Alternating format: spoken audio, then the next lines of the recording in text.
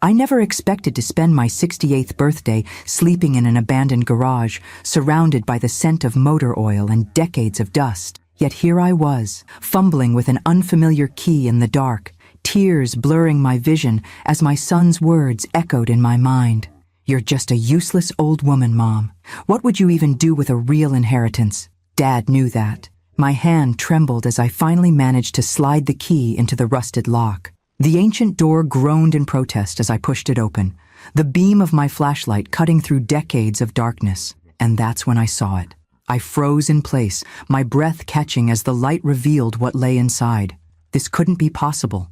This couldn't be what Robert had meant when he left me just a garage in his will. But let me back up. You need to understand how I ended up here, homeless on my birthday, clutching a suitcase containing what remained of my 42-year marriage. The day had started with me standing beside my son in our attorney's office, Jonathan in his perfectly tailored suit, me in the black dress I'd worn to Robert's funeral 3 weeks earlier. Mr. Hoffman, our family attorney for decades, had seemed unusually uncomfortable as he prepared to read Robert's will. "Before I begin," he'd said, adjusting his glasses, "I want to assure you that everything is legally binding and precisely as Mr. Campbell instructed." Looking back, I should have recognized that statement as the warning it was. The reading itself passed in a blur, but certain phrases stood out with devastating clarity. "To my son, Jonathan Campbell, I leave our penthouse residence in Los Angeles and my primary investment portfolio." And then, almost as an afterthought, "To my beloved wife, Susan Campbell, I leave the property located at 1420 Industrial Parkway, the garage and its contents." A garage. After 42 years of marriage, my husband had left me a garage. Jonathan's face had transformed from solemn grief to barely suppressed triumph in an instant. I remember his hand on my shoulder, squeezing slightly too hard as he'd leaned down to whisper, "Don't worry, Mom. I'll make sure you're taken care of." I'd been too stunned to respond, too confused to question. Why would Robert do this? Where was I supposed to live? What was I supposed to do? The answers came brutally clear that evening when Jonathan drove me back to what I still thought of as my home, the penthouse overlooking the city that Robert and I had shared for the last 15 years of our marriage. I'd barely stepped through the door when Jonathan set my suitcase down in the entryway. "I think it would be best if you found somewhere else to stay, Mom." I'd stared at him, not comprehending. "What do you mean? The penthouse is mine now. It's in the will." His voice had that rehearsed quality he'd perfected in business dealings. "I'm having some colleagues over tomorrow to discuss turning Dad's study into a home office, and I need to start making changes. But where am I supposed to go?" The question came out small, bewildered. Jonathan had shrugged, the gesture dismissive in its casualness. "You could stay with Aunt Helen for a while. Or there's always that garage Dad left you." His laugh had a cruel edge I'd never heard before. "Though why he left you that dump is beyond me. What are you going to do with it? Open a mechanic shop at your age?" I'd felt something shift inside me then, some foundation crumbling. "Jonathan, this is my home. Your father and I—" "It's not your home anymore." He'd cut me off, his voice hardening. "It's mine." Dad made that perfectly clear. I'd reached for the back of a chair to steady myself. "I need time to find somewhere to go. Surely you don't expect me to leave tonight." That's when he'd said it. The words that would echo in my mind for hours afterward as I drove aimlessly around the city, eventually finding myself on an unfamiliar street in the industrial district, staring at a dilapidated garage with a padlock on its door. "You're just a useless old woman, Mom. What would you even do with a real inheritance?" Dad knew that. The cruelty had been so unexpected, so at odds with the son I thought I'd raised, that I couldn't even respond. I'd simply taken my suitcase, my purse, and the key Mr. Hoffman had given me after the reading, and walked out. So here I was, standing in the open doorway of a forgotten garage, my flashlight beam revealing something so unexpected that I couldn't process what I was seeing, because the interior wasn't filled with junk or abandoned tools as I'd expected. The space before me contained 3 vehicles, each covered with custom-fitted cloth covers, arranged with meticulous precision. But it was the gleaming object partially visible at the front of the garage that had stopped my heart momentarily. The unmistakable silver grille of what appeared to be a vintage Aston Martin, its polished surface catching the light of my flashlight like a beacon in the darkness. What was this, and why on earth had Robert kept it secret from me all these years? I stepped forward, drawn by confusion and curiosity, unaware that I was about to discover just how thoroughly I had misunderstood my husband's final gift. My fingers trembled as I pulled the fitted cover from the Aston Martin, the soft material sliding away to reveal a 1964 DB5 in pristine silver birch, identical to the one Sean Connery drove in those James Bond films Robert loved so much. The car gleamed under my flashlight beam as if it had just rolled off the factory floor, not as if it had been sitting in this obscure garage for God knows how long. "Robert," I whispered into the stillness, "what on earth were you doing?" My husband had never mentioned collecting cars. In 42 years of marriage, there had never been a hint of this passion, investment, secret life. I didn't even know what to call it. I moved to the next vehicle, my heart beating faster as I gently pulled away its cover. A 1956 Mercedes-Benz 300 SL Gullwing emerged, its distinctive doors and elegant lines unmistakable even to my untrained eye. The deep blue paintwork was immaculate, the chrome details catching my flashlight's beam like scattered stars. The third cover concealed a Ferrari, a 1967 275 GTB4, according to the small plaque mounted on a stand beside it. Its deep red color reminded me of the wine Robert would order on our anniversaries. Rich and intense, each car was accompanied by a leather portfolio containing what appeared to be documentation, provenance papers, maintenance records, purchase agreements. I was no expert, but even I knew these weren't just nice old cars. These were museum-quality treasures worth, I couldn't even guess. "There's got to be an explanation," I murmured, my voice strangely loud in the silent garage. That's when I noticed the envelope taped to the wall beside a light switch. It had my name written on it in Robert's unmistakable handwriting. With fingers that wouldn't quite stop shaking, I pulled it down and found the light switch, flooding the garage with unexpected brightness from modern LED fixtures recessed into the ceiling.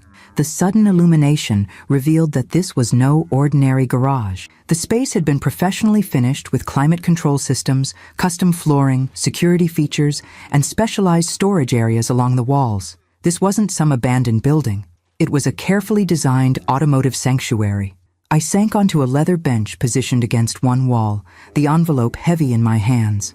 After a moment's hesitation, I broke the seal and pulled out several pages of Robert's distinctive stationery. "My dearest Susan, if you're reading this, then I'm gone, and you've discovered what I've come to think of as my final gift to you. First, I need to say I'm sorry for the shock and confusion you must be feeling right now. The secrecy wasn't meant to hurt you, but to protect what I was building for your future. 6 years ago, when I received my diagnosis, the doctors gave me 5 years at best. I beat their timeline by a year, but I knew our time together was limited, and I needed to ensure you would be taken care of after I was gone." I paused, blinking back tears. Robert's diagnosis of progressive heart failure had been devastating, but he'd always downplayed its severity, insisting he had plenty of time. I'd had no idea he'd been planning for the end from the very beginning. "I know you're wondering about the will, about why I would leave our home to Jonathan instead of to you. Believe me, this decision caused me more sleepless nights than my health ever did. But over the past decade, I've watched our son change. The ambitious boy we raised has become something different, something harder and more calculating than I ever wanted him to be. The truth is, I feared what would happen to you if I left everything to both of you jointly, or even if I split things equally. Jonathan would have found ways to control the assets, to manage your portion for your benefit, as he would say. I've seen how he speaks to you when he thinks I'm not listening, how he dismisses your opinions and needs." A tear splashed onto the paper, blurring the ink slightly. I hadn't realized Robert had noticed those interactions. I'd always made excuses for Jonathan's dismissive behavior, telling myself he was just busy, just stressed with his career. So I created this split inheritance with very deliberate intentions. Jonathan has received what he will see as the valuable portion, the penthouse, the visible investments, the status symbols. But what you're looking at now, my love, is the real wealth. These 3 cars alone are worth approximately $12 million. The documentation will confirm their provenance, and you'll find contact information for Marcus Weatherby, my trusted dealer and advisor for these acquisitions. He can help you with whatever you decide to do with them. $12 million? I looked up at the three silent machines, their gleaming surfaces reflecting the overhead lights. That couldn't possibly be right, but the cars are just the beginning. In the safe behind the photograph of us in Venice, combination is our anniversary, you'll find documentation for several investment properties I've acquired over the past 6 years, all placed in a living trust that transferred to your name upon my death. You'll also find banking information for accounts that should provide you with comfortable income for the rest of your life. My hands shook so badly, I had to set the letter down for a moment. There was a safe? I looked around and spotted the framed photo on the wall, Robert and me on the Rialto Bridge, laughing as a street musician serenaded us during our 35th anniversary trip. I rose unsteadily and moved toward it. The safe opened with a soft click when I entered our anniversary date. Inside, I found a thick portfolio and several USB drives neatly labeled.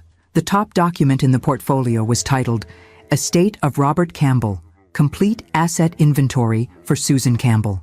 I flipped it open and immediately had to sit down again as columns of numbers and property descriptions swam before my eyes.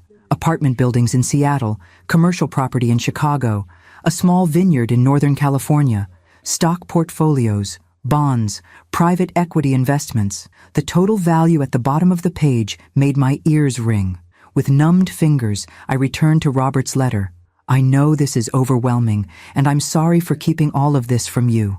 At first, it was just a project to channel my anxiety about the future, but as the portfolio grew, I realized revealing it prematurely might put it at risk if Jonathan discovered the extent of these holdings. You're probably wondering why I didn't simply protect you through more conventional means. The truth is, I wanted to give Jonathan a chance to show his true character. Perhaps, faced with his inheritance and responsibility for you, he would rise to become the man we raised him to be. If he's proven himself worthy, if he's ensured your comfort and security, then perhaps you might choose to share some of this wealth with him. But if he has revealed a different nature, well, then this legacy is your protection against that reality, your independence, your freedom. I had to stop reading again as a sob escaped me. Robert had known. He had anticipated exactly what would happen, had foreseen how Jonathan would react to gaining control of the penthouse. I've always believed that character reveals itself most clearly at moments of inheritance, both what we receive and what we believe we deserve. Jonathan is receiving a test as much as an inheritance, and you, my love, are receiving the means to live the remainder of your life exactly as you choose, beholden to no one. All my love, now and always, Robert. I clutched the letter to my chest, tears flowing freely now. After 42 years of marriage, I thought I had known everything about my husband. Instead, it seemed I was only now discovering the true depth of his love and foresight. As I sat surrounded by millions of dollars worth of automotive art, the irony wasn't lost on me.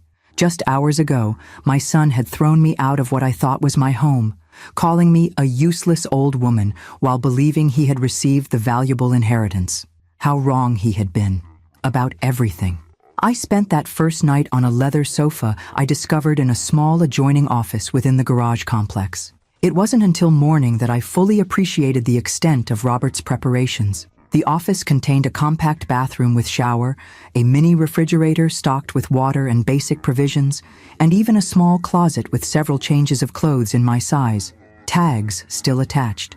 My practical husband had anticipated I might need temporary shelter here. Daylight revealed more details I'd missed in my emotional state the night before.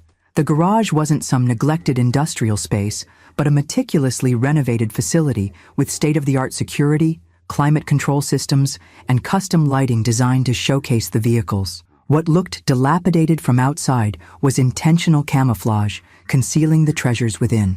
After a simple breakfast of granola bars and bottled water, I called the number for Marcus Weatherby that Robert had included in his letter. Despite the early hour, he answered on the second ring. "Mrs. Campbell," he said, his British accent unmistakable. "I've been expecting your call. First, please accept my condolences for your loss. Robert was not just a client, but a friend." "Thank you, Mr. Weatherby," I replied, my voice still rough from crying. "I'm a bit overwhelmed. I only discovered the garage and its contents last night." "Yes, Robert mentioned you wouldn't know until after his passing. I'm happy to answer any questions and assist however I can." Would you like me to come to the garage? 2 hours later, a distinguished man in his 60s arrived in a modest sedan, parking carefully beside my old Toyota. Marcus Weatherby looked exactly as his voice had suggested. Silver-haired, impeccably dressed in a tweed jacket with leather patches at the elbows and carrying a slim leather portfolio. "Mrs. Campbell," he said, extending his hand. "A pleasure to meet you, though I wish it were under happier circumstances." As we settled in the office area with coffee from a thermos he'd brought, Marcus helped me begin to understand the scope of what Robert had created. "Your husband began acquiring these vehicles approximately 6 years ago," he explained, opening his portfolio. He was extraordinarily methodical in his approach. Each purchase was carefully researched for authenticity, provenance, and investment potential. "But why cars?" I asked, still struggling to connect this passion with the husband I thought I'd known completely. "Robert never showed any particular interest in automobiles beyond our regular vehicles." Marcus smiled gently. "He explained that to me once. He said cars were tangible, beautiful assets that brought joy simply by existing. Unlike stocks or bonds, they could be appreciated on multiple levels, as art, as engineering marvels, as historical artifacts, and as financial investments. He wanted to leave you something you could see and touch, not just numbers on a statement." My throat tightened at this insight into Robert's thinking. It was so like him, practical yet deeply thoughtful. "The collection is currently worth approximately $12 million, as Robert indicated in his letter," Marcus continued, "but its value has been increasing steadily. These particular models are considered blue-chip investments in the collector car world." "And what am I supposed to do with them?" I asked, gesturing toward the 3 gleaming vehicles. "Whatever you wish, Mrs. Campbell. You could sell them individually or as a collection. You could maintain them as investments. You could even drive them, though that would affect their value somewhat." He paused, studying me carefully. "There's no rush to decide. Robert paid for secure storage and maintenance for the next 5 years. After Marcus left, promising to return whenever I needed him, I sat in the quiet garage contemplating my situation. Less than 24 hours ago, I'd believed myself to be essentially homeless, cast out by my son and mysteriously disinherited by my husband. Now I was discovering I was a wealthy woman with options I'd never imagined. But I had nowhere to live except this peculiar garage with its hidden amenities. I spent the day going through the portfolio from the safe, gradually comprehending the extent of Robert's secret financial maneuvering. Beyond the cars, he had assembled an impressive collection of income-producing properties and investments, all carefully structured to transfer to me seamlessly upon his death. One document particularly caught my attention: the deed to a modest but lovely cottage in Carmel, a coastal town we had visited several times over the years and always loved. According to the paperwork, Robert had purchased it 4 years ago, fully furnished and ready for occupancy. I had a home. A real home, not just this garage, however valuable its contents. As evening approached, my phone rang, Jonathan's number flashing on the screen. I hesitated, then answered, curious what he might say after our last interaction. "Mom? Where are you?" His voice held irritation rather than concern.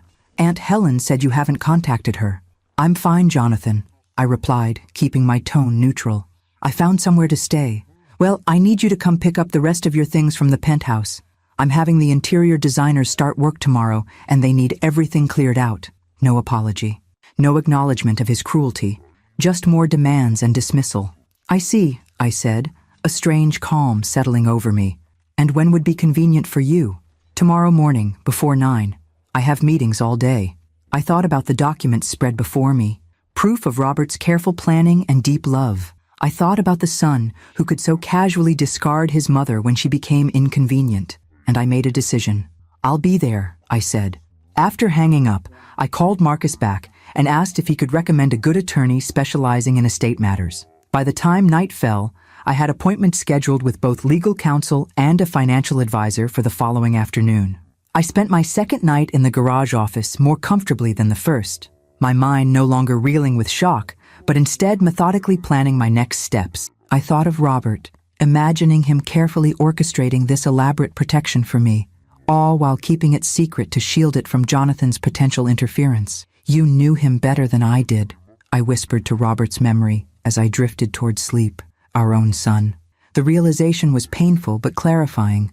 Robert's unusual will hadn't been a rejection of me, but an act of profound love and foresight. He'd sacrificed having me share in his secret project during his final years to ensure I would be truly independent after he was gone. Tomorrow, I would face Jonathan one more time, collect whatever personal treasures remained in what had been our home, and then begin my new life, one that Robert had carefully crafted for me from the shadows. As I fell asleep, I found myself wondering what expression would cross Jonathan's face if he knew what was housed in the worthless garage he had mocked. But that revelation, if it ever came, would be on my terms and my timeline. For now, I had the advantage of being underestimated, a useless old woman with a secret fortune and a growing determination to honor Robert's final gift by using it wisely. The next morning, I arrived at the penthouse precisely at 8:45, having taken care with my appearance in a way I hadn't bothered with for weeks.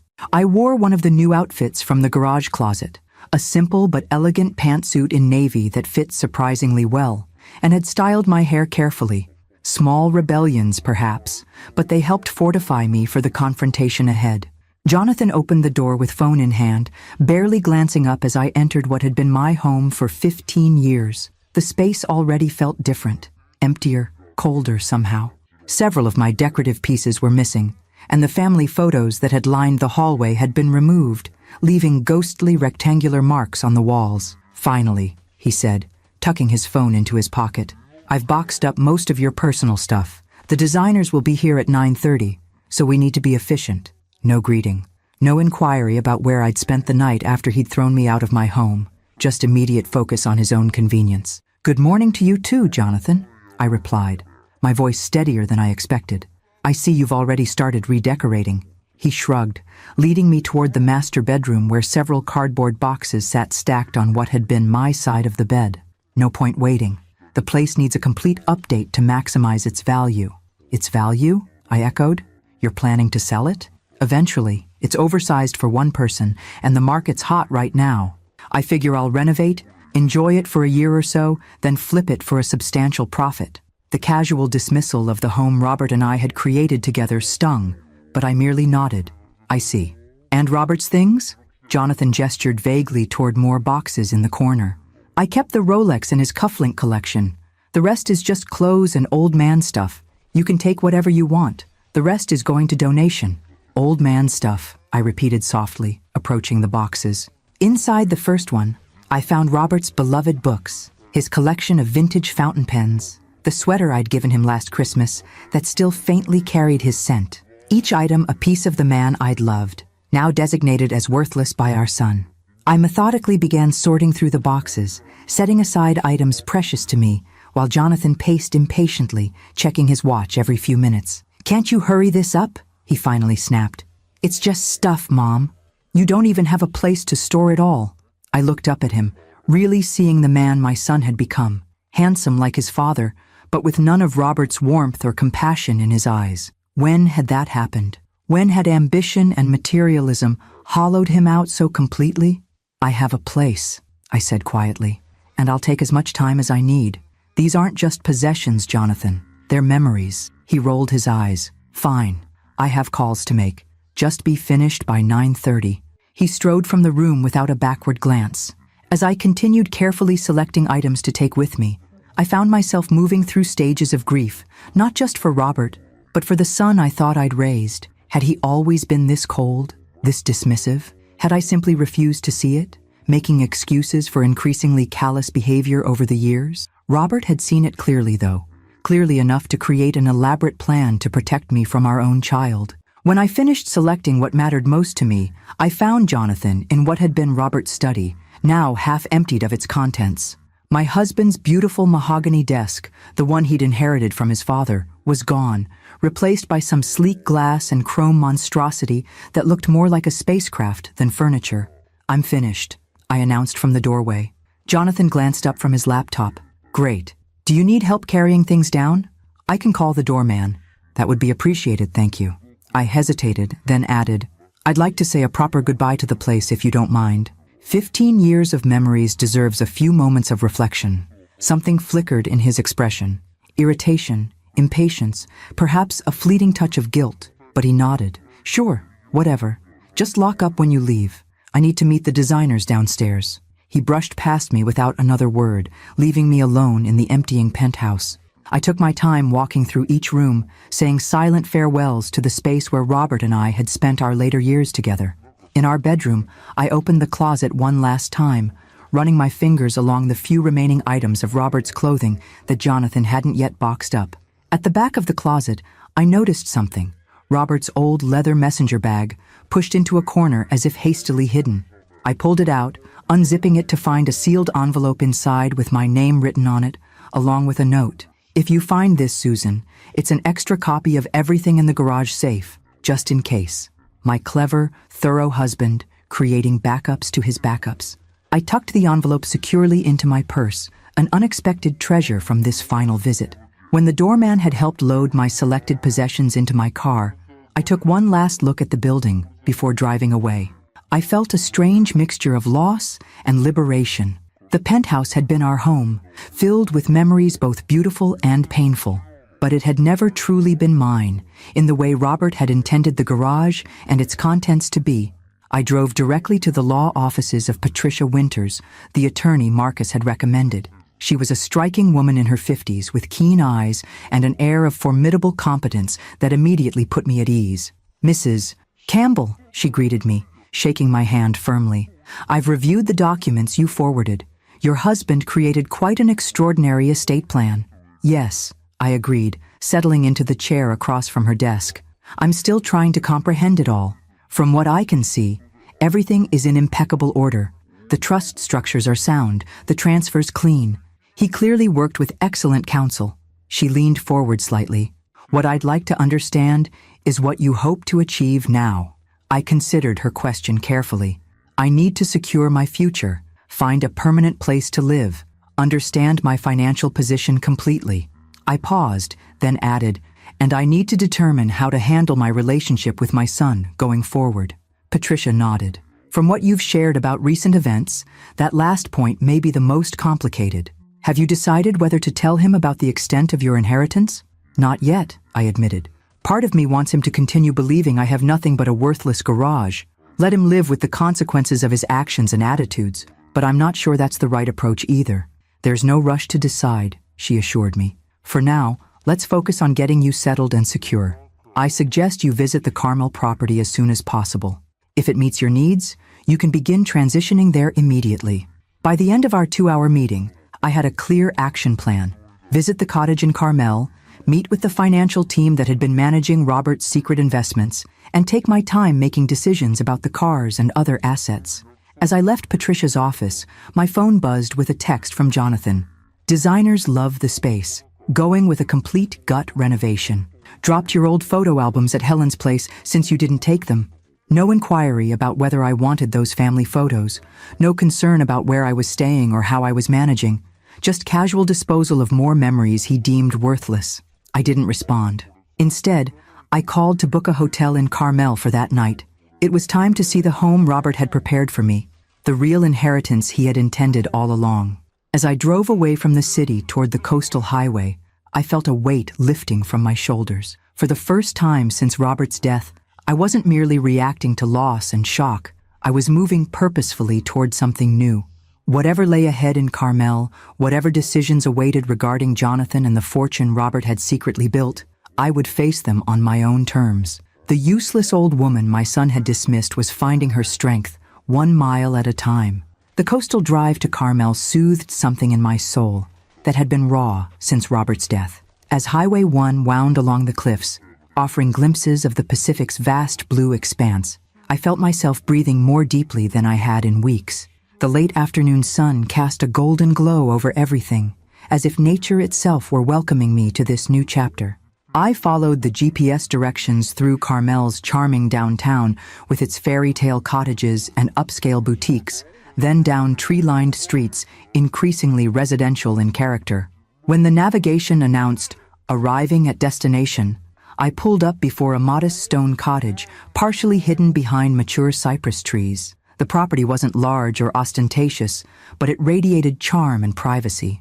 A natural wood gate led to a flagstone path that wound through a small but beautifully maintained garden. With the key from the document packet, I unlocked the Dutch door and stepped inside. The interior stopped me in my tracks. Every detail seemed chosen specifically with me in mind. The living room featured built-in bookshelves surrounding a stone fireplace, with comfortable seating in the colors and styles I'd always preferred. Natural light poured through multi-paned windows, illuminating hardwood floors covered with hand-woven rugs in subtle patterns. I moved through the space in wonder. The kitchen was updated but traditional, with a small breakfast nook overlooking the garden. The single bedroom was cozy rather than large, but it opened onto a private patio with a glimpse of the ocean between neighboring properties. But it was the small study off the living room that finally broke through my composure. There, above a simple writing desk, hung a painting I recognized instantly, a watercolor of the Venice Canal, where Robert had proposed, created by a street artist all those decades ago. We'd lost the original in a move years before, but here was a perfect replica, as if Robert had commissioned it from my memory. The tears came then, not the desperate sobs of recent weeks, but a gentler release. Robert had created this space for me with such care, such attention to the things that would bring me comfort and joy. Even in death, he was caring for me in ways I was only beginning to understand. I sank into a window seat cushioned in my favorite shade of blue, watching the last light of day filter through the trees. For the first time since receiving news of the will, I felt truly at home. A soft knock at the door roused me from contemplation. Opening it, I found an elegant woman in her 70s standing on my doorstep, a covered dish in her hands. "Hello," she said warmly. "You must be Susan. I'm Margaret Winters, your neighbor 2 doors down. Robert asked me to keep an eye out for when you arrived." I blinked in surprise. "You knew Robert?" She nodded, offering the dish. "He visited several times over the past few years, preparing the cottage. I'm one of the few people who knew about his project. He made me promise not to reach out until you came to claim the place." Her eyes crinkled kindly. "It's just a simple casserole. I thought you might not want to worry about cooking your first night here." I accepted the dish, oddly touched by this continuation of Robert's care. "Thank you. Would you like to come in?" Over tea in the kitchen, Margaret shared details that filled more gaps in my understanding. "Robert was so meticulous about getting everything right," she explained. "He'd bring photos of your home in the city, trying to capture your aesthetic while creating something that belonged here in Carmel." "I had no idea he was doing any of this," I admitted. "He kept it completely secret." Margaret nodded thoughtfully. "He mentioned that, said it was for your protection, though he didn't elaborate." She studied me with gentle directness. "He did say that when you finally came, you might need a friend. Someone who understood what it was to rebuild a life after loss. You've lost someone too?" "My husband, 8 years ago." She smiled softly.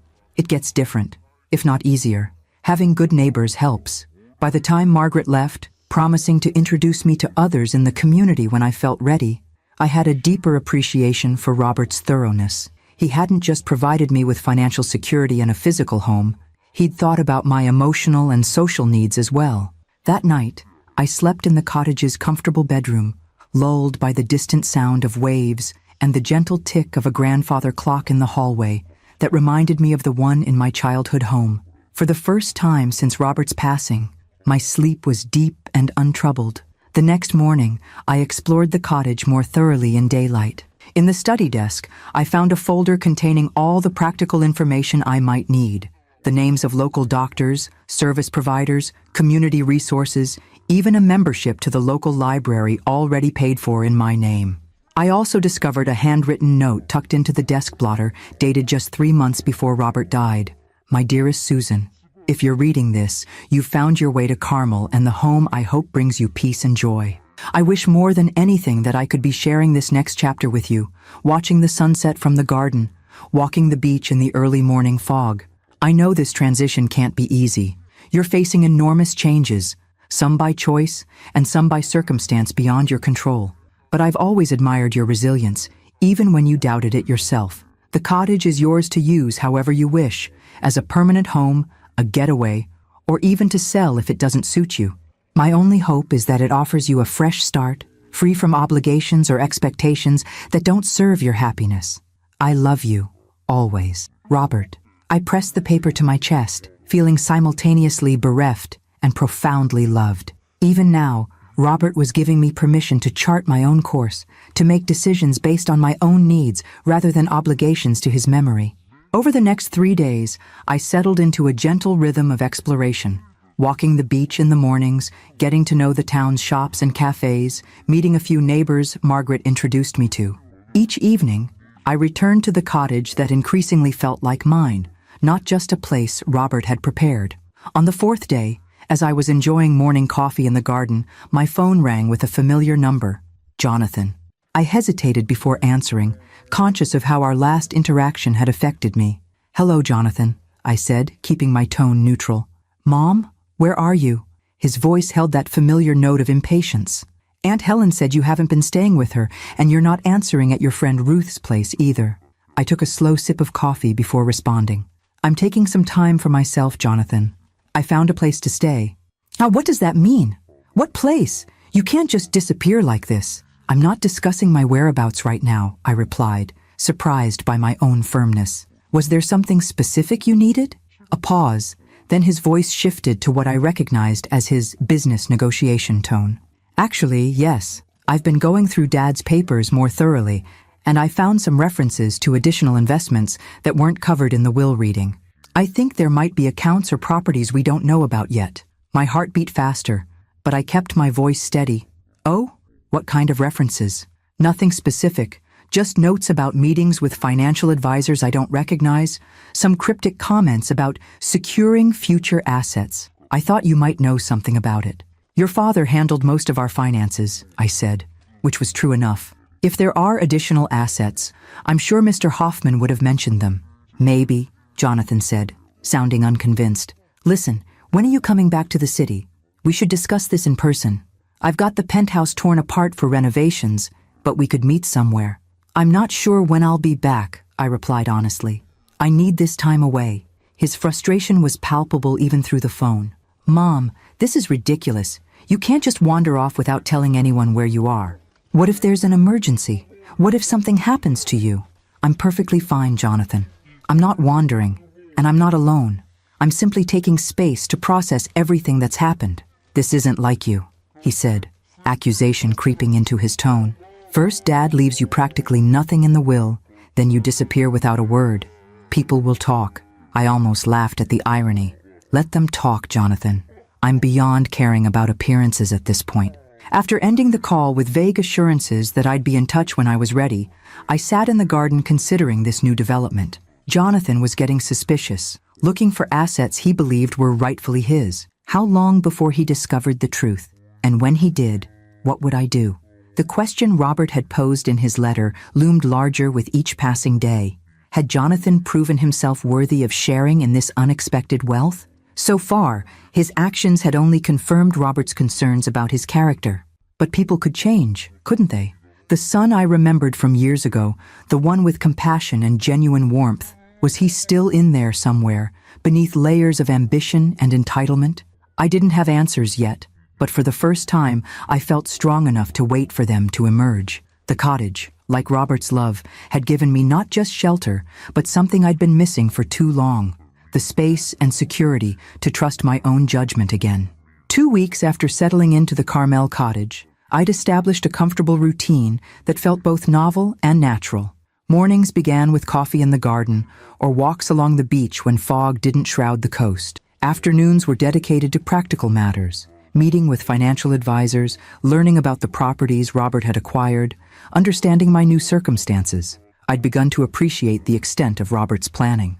The cottage was just the most personal aspect of a comprehensive strategy to ensure my independence.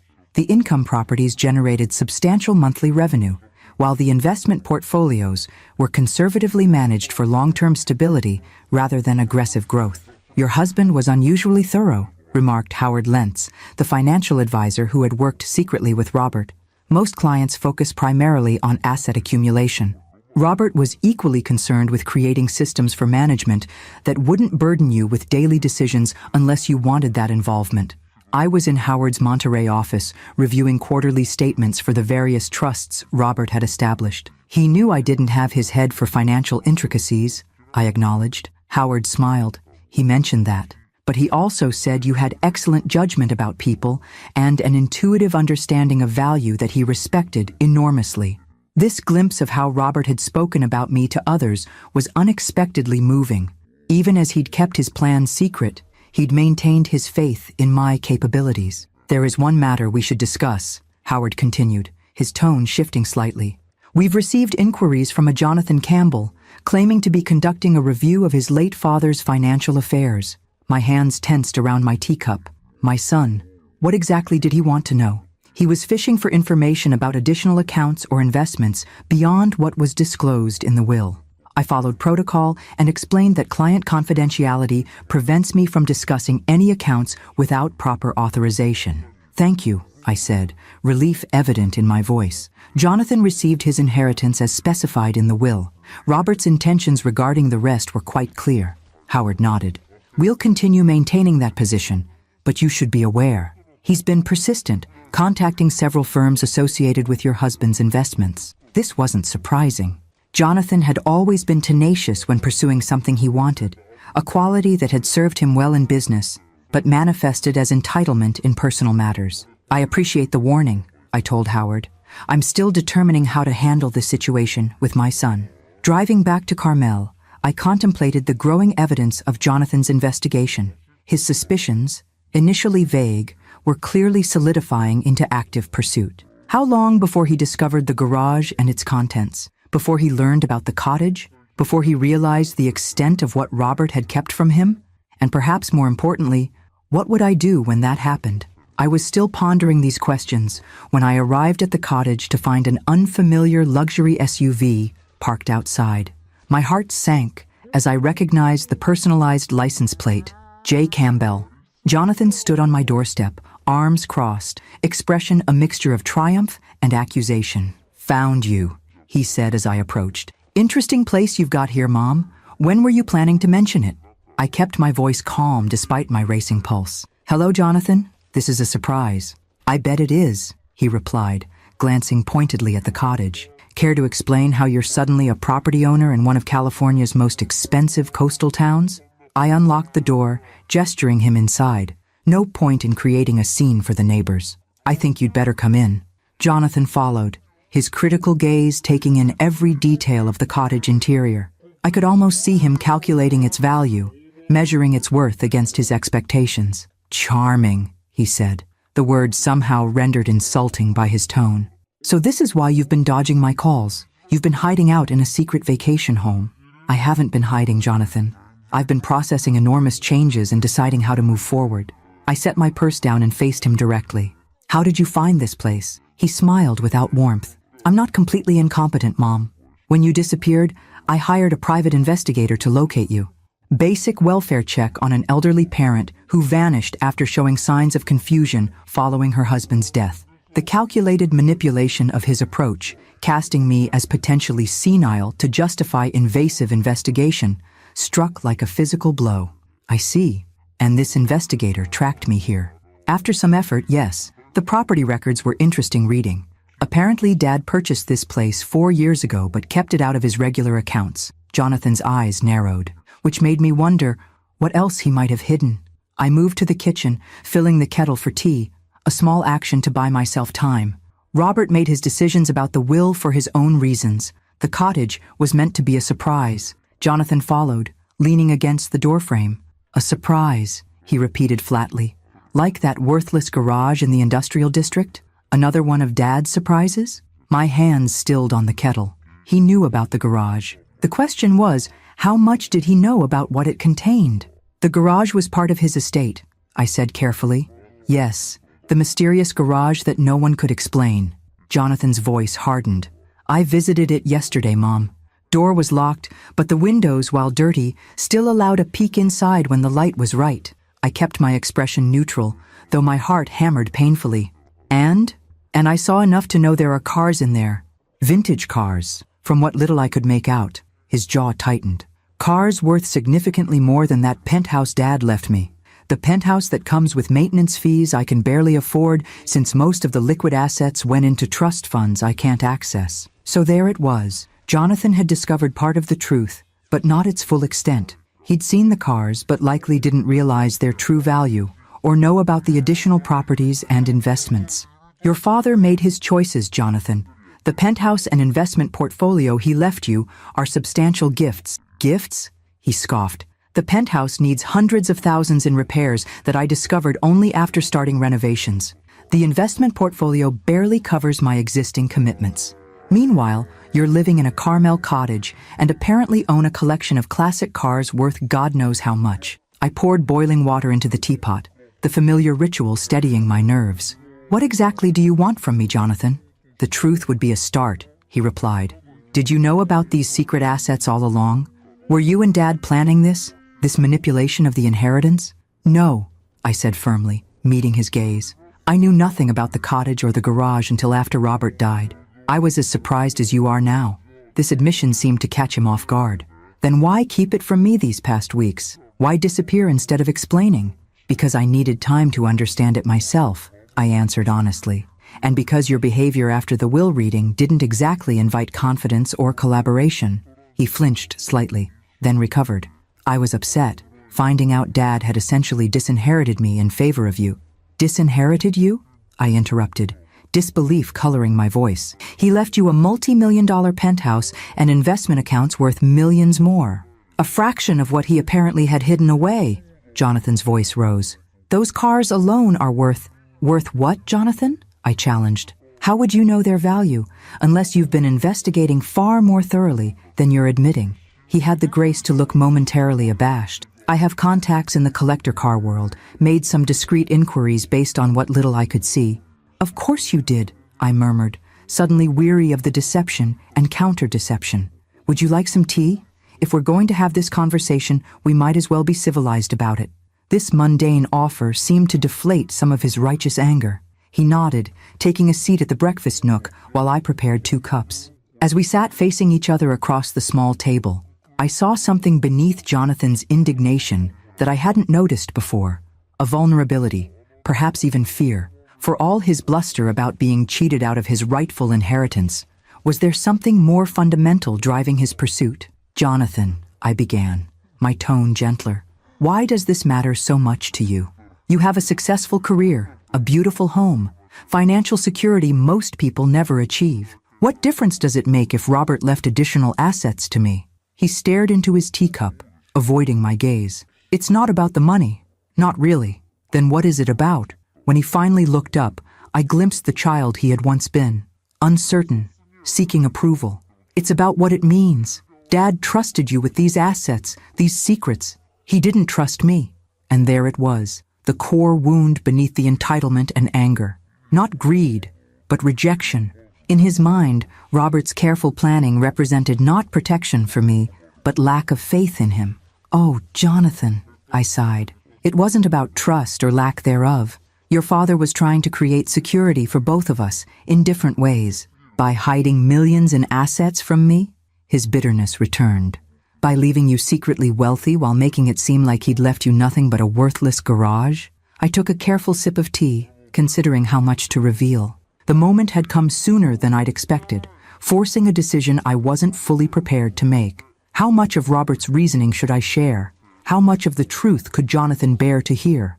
The late afternoon light slanted through the cottage windows, casting long shadows across the kitchen table where Jonathan and I sat in uneasy silence. I studied my son's face, the familiar features that echoed Robert's, yet somehow lacked the compassion that had always softened my husband's expression. There's a letter, I said finally, from your father.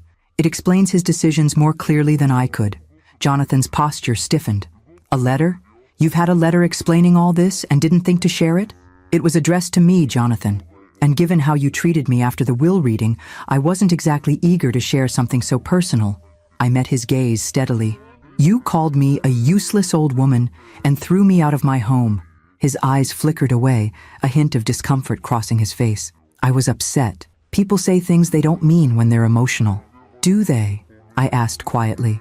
Or do moments of high emotion simply reveal what's normally kept hidden? Rather than answering, Jonathan gestured impatiently. This letter, do you have it here? I rose and went to the study, retrieving both Robert's original letter from the garage and the copy I'd found in his messenger bag. Returning to the kitchen, I hesitated before handing him the copy. Before you read this, I want you to understand something. Your father loved you, Jonathan. Nothing in his actions was meant to hurt you, only to protect what he valued. Let me be the judge of that, he replied, taking the letter with barely concealed eagerness. I watched as he read, his expression shifting from anticipation to disbelief to something darker. His hands tightened on the paper, knuckles whitening as he reached the paragraphs addressing Robert's concerns about his character. When he finished, he set the letter down with deliberate care, as if afraid his control might shatter if he moved too quickly. So, he said, his voice dangerously quiet, Dad thought I was what? Too materialistic? Too selfish to be trusted with the family wealth? He was concerned about how your values had changed over time, I corrected gently, and about how you might handle having authority over my financial well-being. And his solution was to deceive me?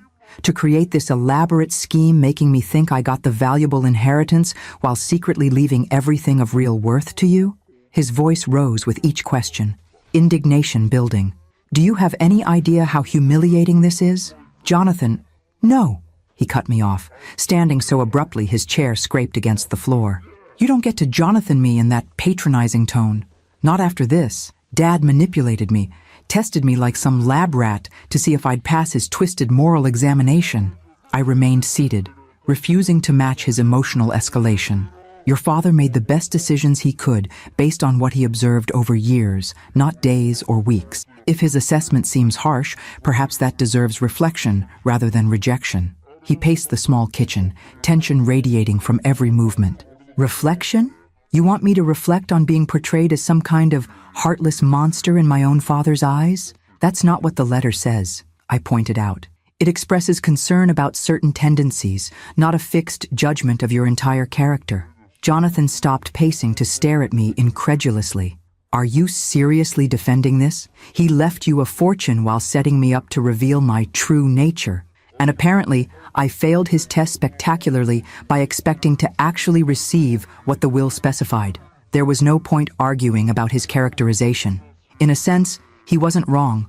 Robert had indeed created a situation designed to reveal character through action.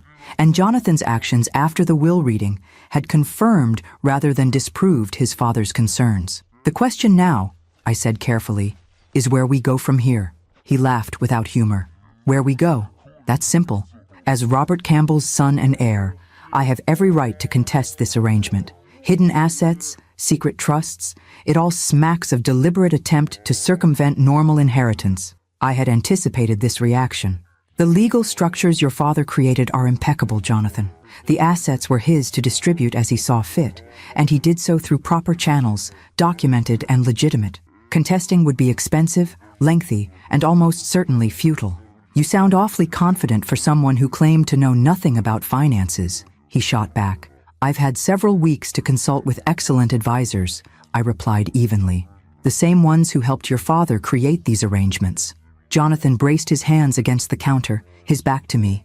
For a long moment, neither of us spoke. When he finally turned, his expression had shifted from anger to calculation, a look I recognized from negotiations I'd witnessed over the years. What if we reached a compromise, he suggested, his tone deliberately reasonable. A more equitable distribution that honors Dad's wishes while acknowledging my position as his son. Surely half of these assets— No, I interrupted, surprising us both with my firmness. I'm not negotiating Robert's final wishes. The assets he left me aren't just about money, Jonathan. They represent his care, his foresight, his desire to ensure I would never be dependent on anyone's goodwill, including yours. So that's it? His voice hardened again. You keep everything, justified by Dad's paranoid suspicions about me? I stood then, meeting him at eye level. What I choose to do with these assets going forward will depend on many factors, but your sense of entitlement to them isn't helping your case. My case? He scoffed. So I'm on trial now too? In a way, yes, I acknowledged, deciding complete honesty was necessary. Your father's letter gave me discretion about sharing these assets with you if you demonstrated certain qualities. Your behavior since his death, particularly toward me, will influence those decisions. The blunt assessment landed like a physical blow. Jonathan stared at me as if seeing a stranger. Perhaps he was. The compliant, accommodating mother he'd taken for granted had been replaced by someone with clear boundaries and expectations. "You can't be serious," he finally managed. "You're actually going to hold Dad's fortune hostage based on whether I pass some subjective character assessment?" "I'm going to honor the spirit of your father's wishes," I corrected, "which included protecting these assets from being squandered or misused." He grabbed his car keys from the table. "This isn't over. Not by a long shot." "Jonathan," I called, as he headed for the door, "before you rush off to consult attorneys, consider something. What if your father was right? What if this inheritance, the visible, prestigious part, was exactly what you needed to recognize certain truths about yourself?" He paused at the threshold, not turning.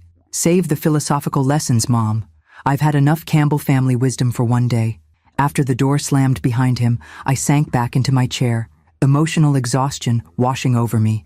The confrontation had gone almost exactly as I'd feared, Jonathan focusing entirely on what he perceived as rightfully his, showing no real concern for my welfare or acknowledgement of his previous behavior.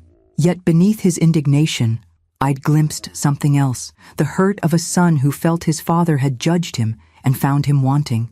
That pain was real, even if his response to it was problematic. I made myself a fresh cup of tea and carried it to the garden, seeking comfort in the coastal breeze and late afternoon sunlight. Robert's letter had predicted this moment, had prepared me for Jonathan's reaction.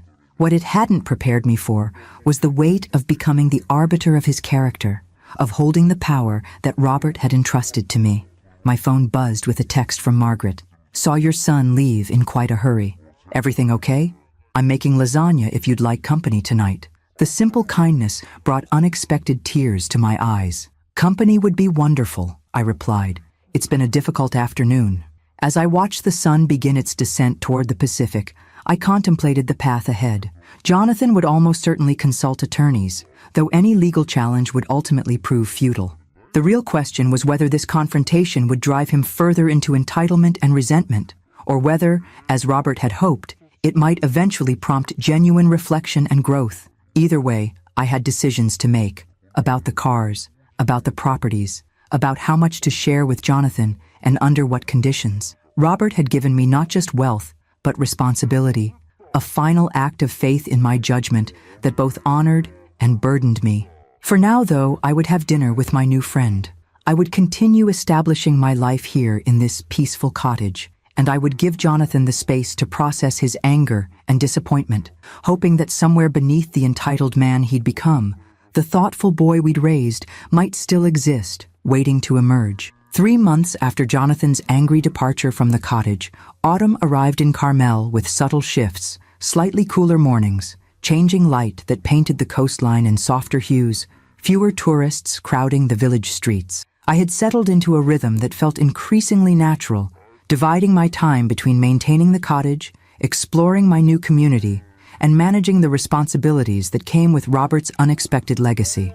With Patricia Winter's guidance, I'd established a comfortable system for overseeing the various properties and investments. The cars remained in their secure garage, maintained by Marcus Weatherby's team through monthly visits. I'd even driven the Aston Martin once, a tentative journey along the coastal highway that had left me exhilarated and oddly closer to Robert, as if sharing something he had loved. Jonathan and I maintained a strained détente, communicating primarily through formal emails about practical matters. As Patricia had predicted, his initial legal inquiries about contesting the inheritance had fizzled once attorneys confirmed the solidity of Robert's arrangements. His most recent message, 2 weeks earlier, had been coldly professional, requesting certain family photographs and documents with no personal inquiries about my welfare. I was pruning roses in the front garden when a car I didn't recognize pulled up to the cottage. A woman emerged, tall, professionally dressed, with the brisk efficiency of someone accustomed to managing crises. She approached with a business card already extended. "Mrs. Campbell? I'm Diane Reeves, Jonathan's assistant. May I speak with you briefly?"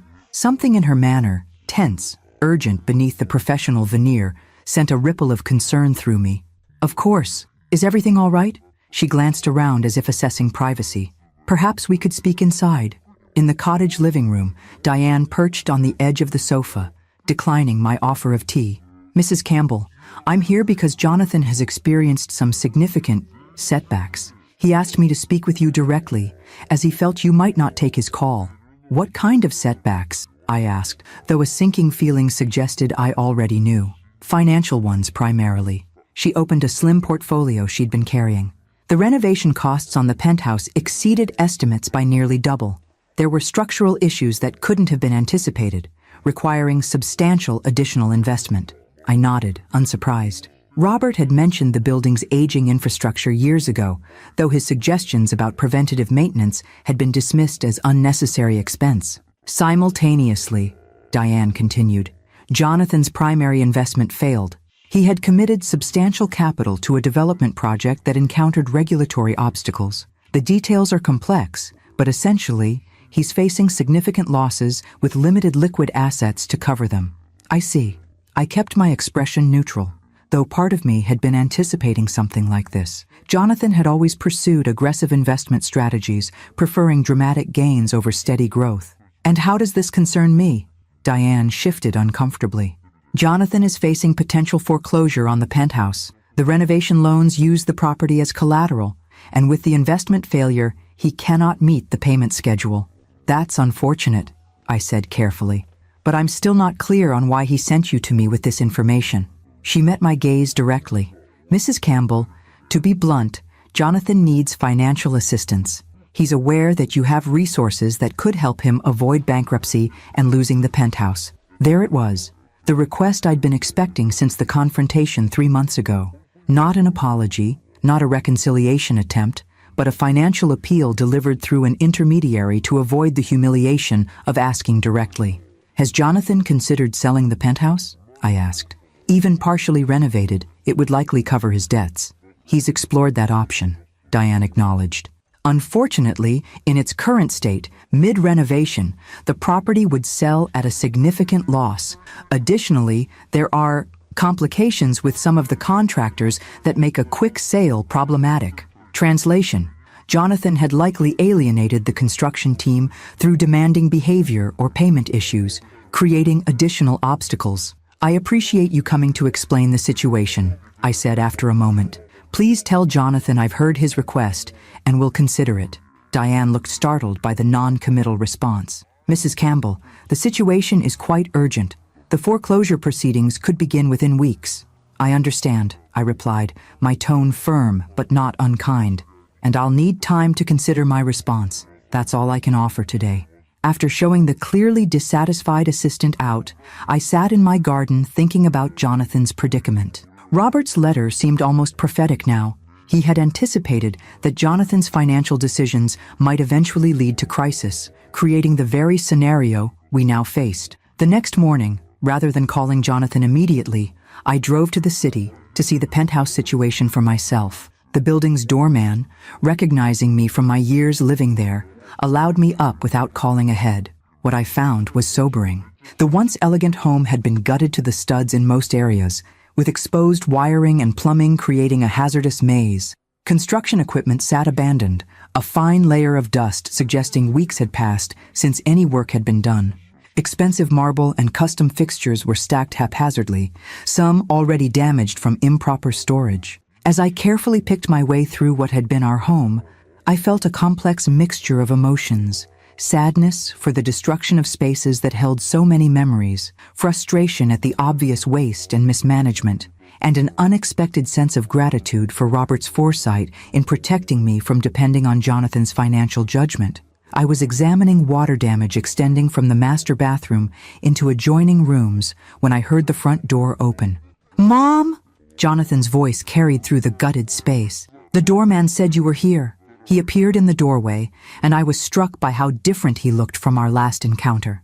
His normally immaculate appearance had slipped. His clothes were still expensive but slightly rumpled, his face showing the strain of sleepless nights. He'd lost weight, the sharpened angles of his face emphasizing how much he resembled Robert in his more difficult moments. "I wanted to see it for myself," I explained, gesturing to the demolition surrounding us. Jonathan ran a hand through his hair, a gesture of frustration I recognized from his childhood.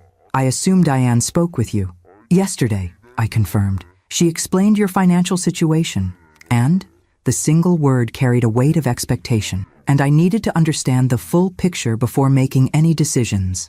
I stepped carefully around a pile of discarded fixtures. "This is quite different from what you described when you started the renovations." He gave a short, humorless laugh. "Yes, well, things rarely go as planned in construction, or in life." "Jonathan," I said gently, "what happened with the investment project Diane mentioned?" Something in my tone must have broken through his defensive posture. He sank down on an overturned bucket, suddenly looking exhausted. "I overextended," he admitted. "The development opportunity seemed guaranteed.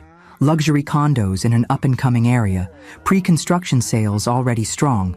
I committed not just available capital but borrowed against other assets, including the anticipated increased value of the penthouse after renovations. And then, environmental review found contamination issues that weren't disclosed in the initial site assessment.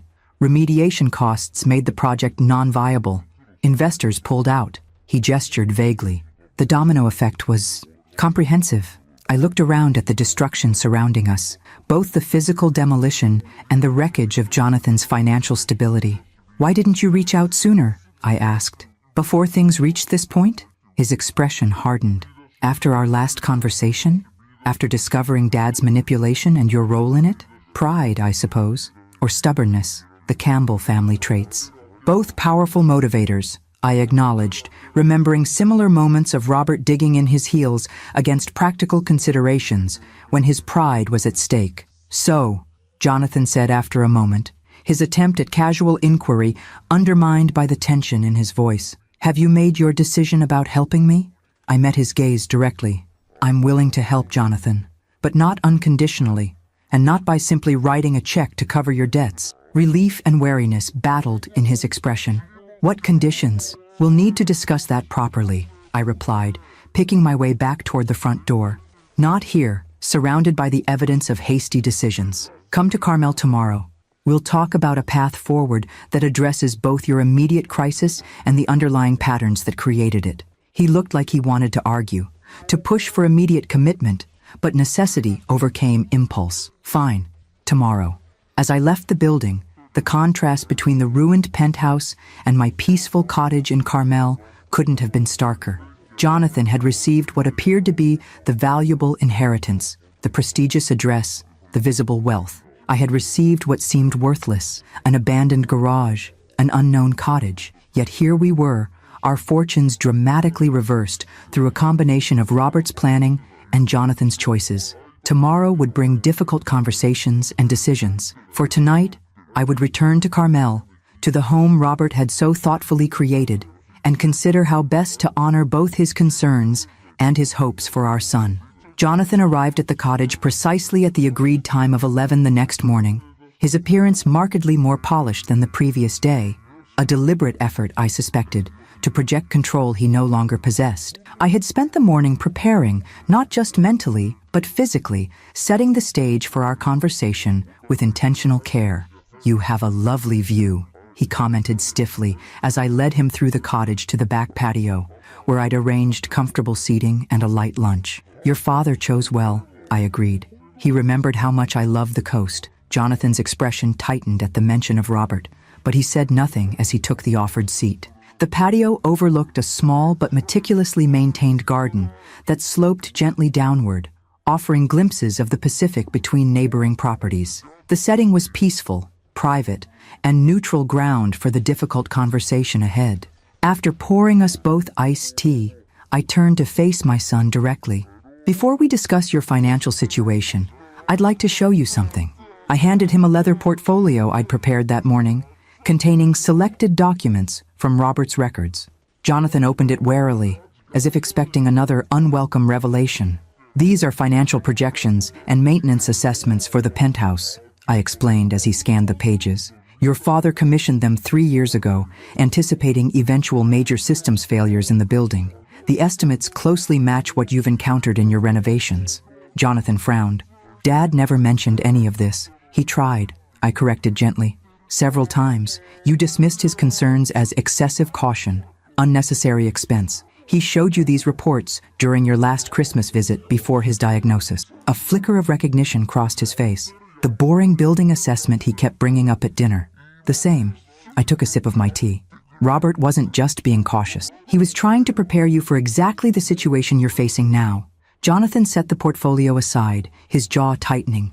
If you've brought me here just to say I told you so on Dad's behalf. I haven't, I interrupted.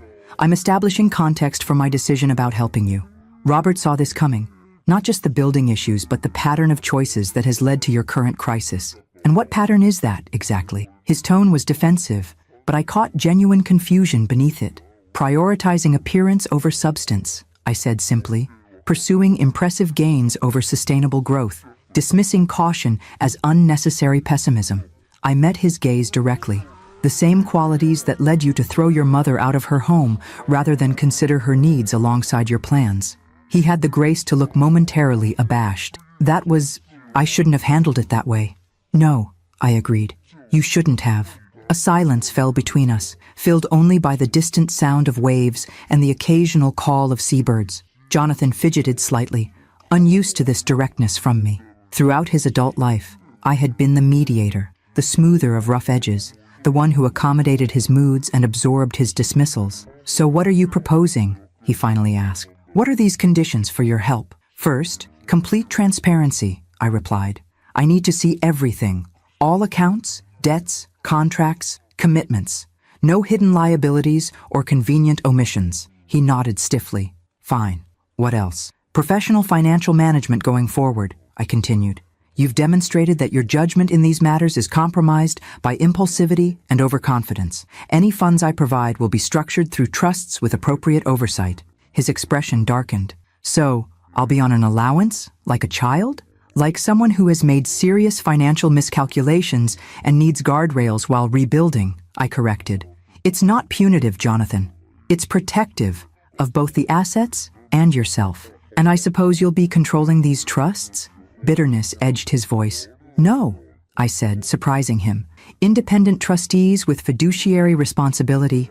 I'm not interested in controlling your life, only in ensuring that help I provide actually leads to sustainable improvement rather than temporary relief. He absorbed this, visibly struggling between his desperate need for assistance and his resistance to the implied loss of autonomy.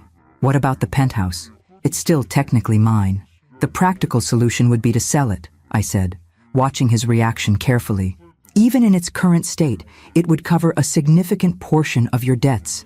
You could start fresh, perhaps in a more manageable property. Sell it? The idea seemed to genuinely shock him. But it's our family home. It's where Dad and you... It's a physical space, Jonathan, I interrupted gently. One that you were eager to gut and transform just months ago.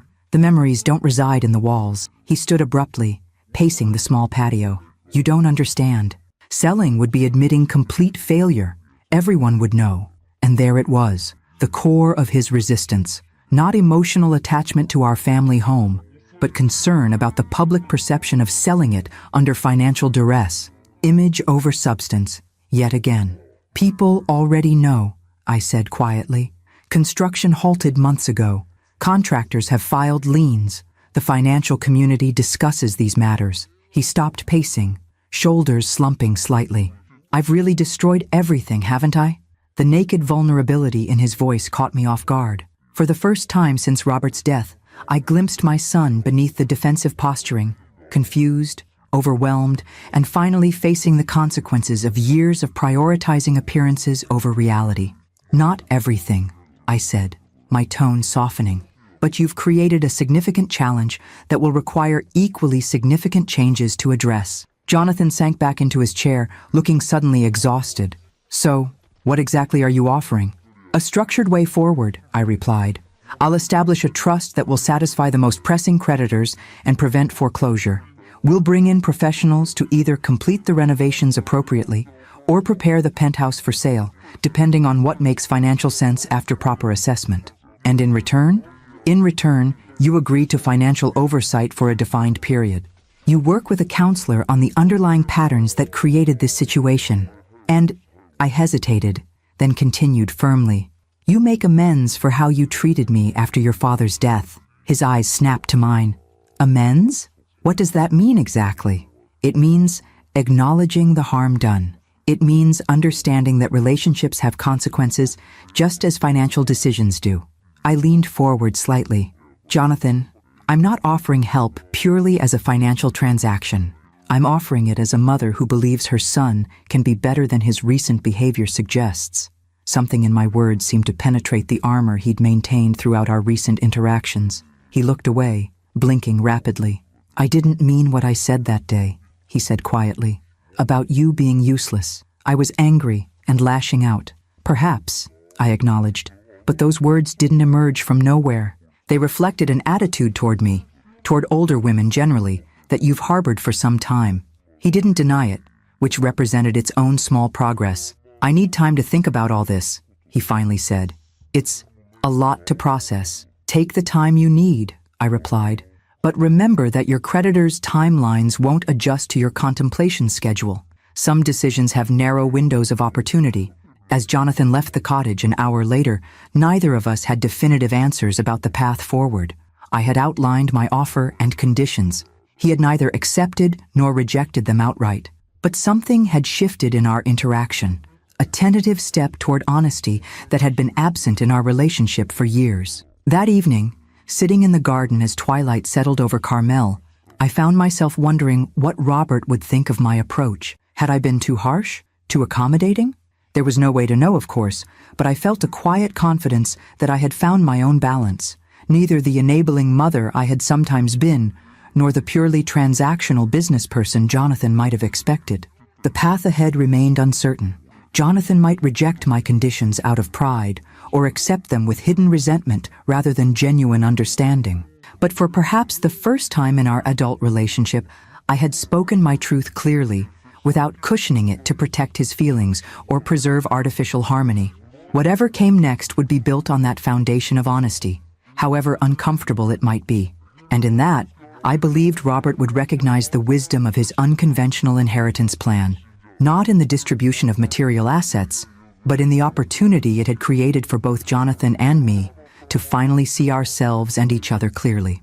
Spring returned to Carmel, painting the cottage garden with bursts of color that seemed impossibly vibrant against the blue backdrop of the Pacific. Nearly 9 months had passed since Robert's death, 6 since my discovery of the garage's contents, and 4 since Jonathan's financial crisis had forced a reckoning between us.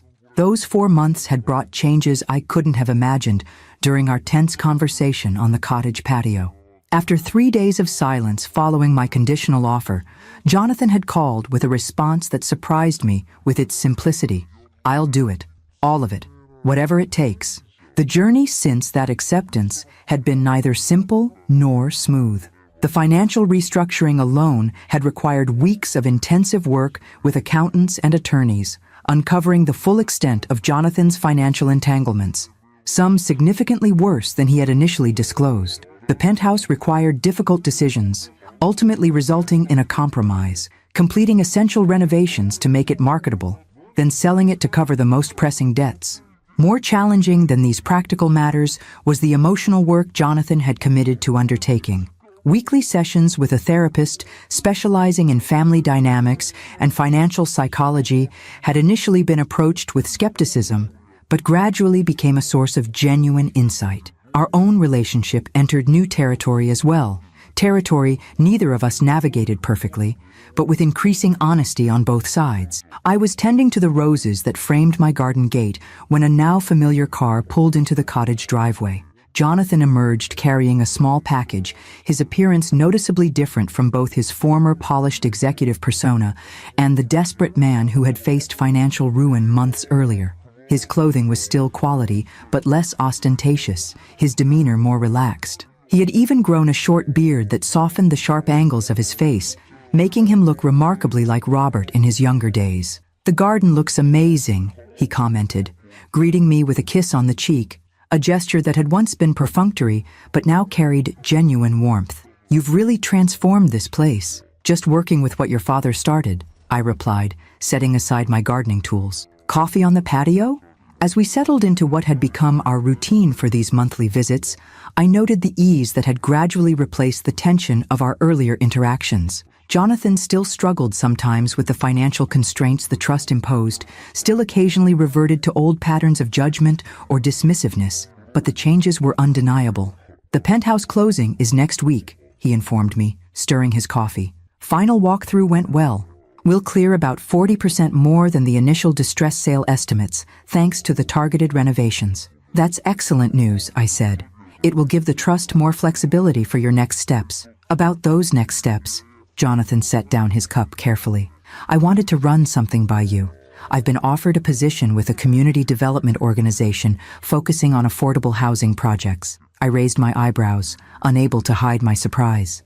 Jonathan's career had always been in high-end commercial real estate and luxury developments, with frequent dismissals of affordable housing as financially unattractive.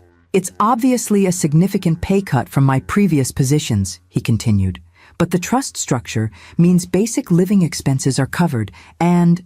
He hesitated, searching for words. It feels like meaningful work, using what I know about development for something beyond profit margins. That sounds like a significant shift in focus, I observed carefully. What prompted it? Jonathan gazed out toward the ocean for a moment before answering. Remember that project that failed? The luxury condos? The site was eventually sold at bankruptcy auction to a non-profit housing developer. They're building mixed-income housing there now. Efficiently, thoughtfully designed, environmentally conscious. I've been consulting with them informally for a few months and... He shrugged, a gesture somehow both self-conscious and proud. I'm good at it. The technical aspects of development without the pressure to maximize every dollar of profit. I studied my son's face, noting the genuine animation as he described the project. It sounds like you found something that engages more than just your business acumen. Dad would probably find it ironic, Jonathan acknowledged with a rueful smile. Me ending up working in affordable housing development after years of chasing luxury markets. I think he'd be pleased, I corrected gently. He always admired competence directed toward worthwhile goals. Jonathan nodded, then reached for the package he had brought. Speaking of Dad, that's partly why I brought this. The penthouse clearance uncovered some things I thought you should have. Inside the carefully wrapped package was a small wooden box I recognized immediately. Robert's collection of cufflinks and tie pins, items Jonathan had initially claimed for himself during our rushed clearing of personal effects. I kept these thinking they represented some connection to Dad, Jonathan explained, watching as I opened the box. But I realized recently they were just things. The real connection to him isn't in possessions. Beneath the cufflinks lay something else, a small velvet pouch containing my original wedding band, which I had assumed lost during the penthouse chaos. I found it in Dad's study safe, Jonathan said as I slipped the simple gold band from the pouch. Along with this, he handed me a small envelope with my name written in Robert's handwriting. Inside was a card containing just a few lines. For our 45th anniversary, coming soon. The first band was a promise of the life we would build. This one celebrates the life we created. All my love, always. Tucked into the card was a jeweler's receipt for a custom eternity band, dated just weeks before Robert's final hospitalization. An anniversary gift he hadn't lived to give me. He was planning ahead, even then, I said softly, tears blurring my vision.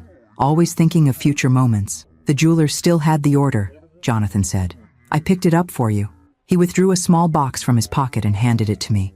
Inside was a delicate band of sapphires and diamonds. Simple, elegant, exactly my taste. The stones caught the spring sunlight, sending prisms dancing across the patio table. Oh, Robert, I whispered, slipping the band onto my finger alongside my original wedding ring. They complemented each other perfectly. The plain gold of beginnings, the gemstones of a journey completed. Jonathan watched quietly, allowing me this moment of connection with his father. When I finally looked up, I saw something in his expression I hadn't witnessed in years. A softness, a respect untainted by impatience or calculation. Thank you, I said simply. This means more than I can express. We talked for another hour, discussing his potential new position, my ongoing projects restoring the cottage garden, and the latest updates from the trustees managing the inherited assets. As he prepared to leave, Jonathan paused at the garden gate. I've been meaning to ask, whatever happened with those cars? The ones in the garage Dad left you? I smiled, recalling my most recent conversation with Marcus Weatherby. I'm keeping the Aston Martin. Robert would have loved knowing I occasionally drive it along the coast. The others will be sold, with proceeds divided between a foundation supporting financial education and a trust for your future children, should you have any. Future children, Jonathan repeated thoughtfully. That's optimistic. Your father was always an optimist at heart, I replied. Beneath his practical planning lay a fundamental belief that people can grow, can become better versions of themselves when given the right opportunities. As I watched Jonathan drive away, I reflected on the extraordinary journey the past year had encompassed. Robert's unconventional inheritance plan had initially seemed cruel in its apparent imbalance, yet had ultimately achieved precisely what he'd hoped: security and independence for me, and a catalyst for Jonathan to confront patterns that were diminishing his life. Not every wound was fully healed between my son and me. Not every lesson had been perfectly learned, but we had begun a new chapter based on honesty rather than convenience, on mutual respect rather than obligatory roles. That evening, I drove the Aston Martin along the coastal highway, the powerful engine purring beneath me as I navigated curves Robert had never seen me take. The setting sun transformed the ocean into molten gold, while my hands, adorned with both the plain band of beginnings and the jeweled circle of completion, guided the wheel with growing confidence. "You were right," I said aloud to Robert's memory, my voice carried away by the rush of wind. About so many things. The worthless garage that had once represented my son's dismissal of my value had transformed not only my circumstances, but our relationship. The inheritance that seemed so cruelly imbalanced had proven to be Robert's final act of wisdom and love for both of us. As I turned the car toward home, my home, the cottage by the sea that Robert had prepared with such care, I felt a sense of completion, of circles closing and new ones beginning. Whatever the future held, I would face it with the security of Robert's planning behind me, the lessons of this challenging year within me, and the hard-won wisdom of knowing my own worth guiding me forward. The garage key that had once opened only a physical door had ultimately unlocked something far more valuable: a new understanding of love, legacy, and the courage to begin again, no matter one's age or circumstances.